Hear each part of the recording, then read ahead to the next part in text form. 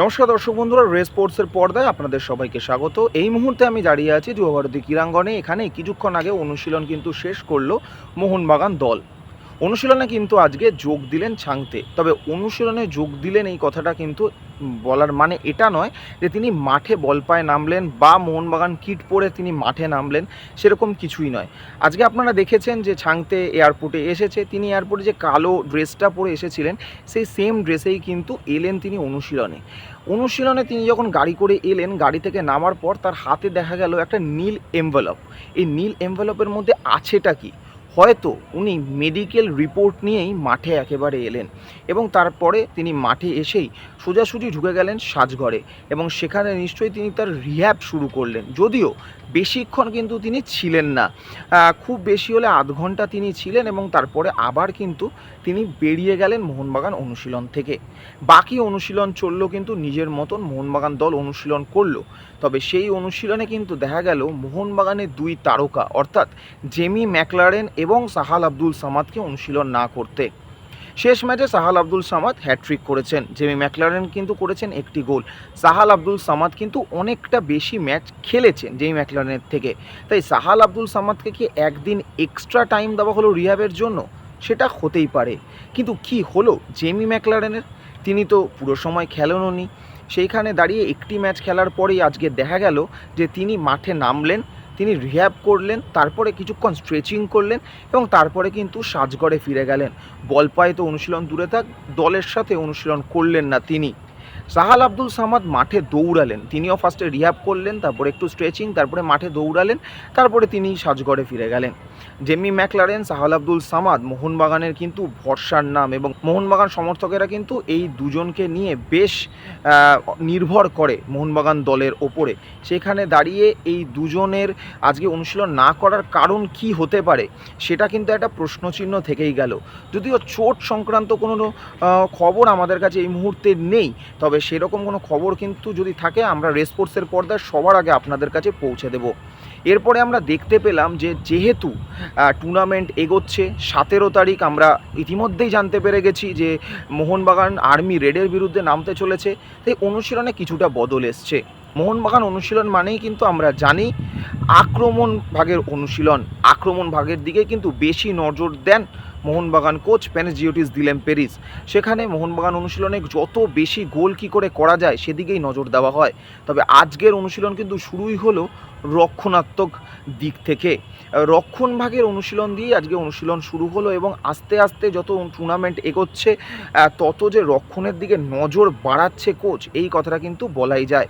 তার সাথে কঠোর হচ্ছে কিন্তু মোহনবাগান অনুশীলন।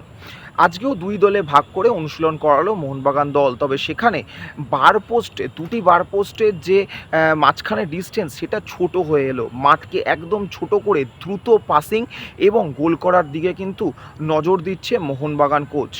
সেই প্র্যাকটিসের সময় আমরা দেখতে পেলাম একবার আপুইয়ার হালকা লাগলো, একবার আলবার্তোর লাগলো। আমরা জানি আপুইয়া কিন্তু ইতিমধ্যেই চোট থেকে ফিরছেন। অনুশীলন কঠোর হচ্ছে ঠিকই, তবে এখন তো সবে মরশুমের শুরু, সেইখানে দাঁড়িয়ে এই কঠোর অনুশীলন যখন চলছে সেই মুহূর্তে যদি আবার কোনো চোট সমস্যা দেখা যায় সেটা কিন্তু চিন্তার ভাঁজ ফেলতে পারে মোহনবাগান থিঙ্ক ট্যাঙ্কের ওপরে। তবে কোচ সেসব নিয়ে যে ভাবছেন না সেটা স্পষ্ট। কোচ শুধু ভাবছেন ডুরান্ড ট্রফি নিজেদের ঘরে তোলা নিয়ে এবং তার জন্যই কঠোর থেকে কঠোরতম হচ্ছে মোহনবাগানের অনুশীলন। তবে অনুশীলন কঠোরতম হলেও অনুশীলনে কিন্তু চনমনে মেজাজ বর্তমান মোহনবাগান টিম চনমনে মেজাজে অনুশীলন করলো।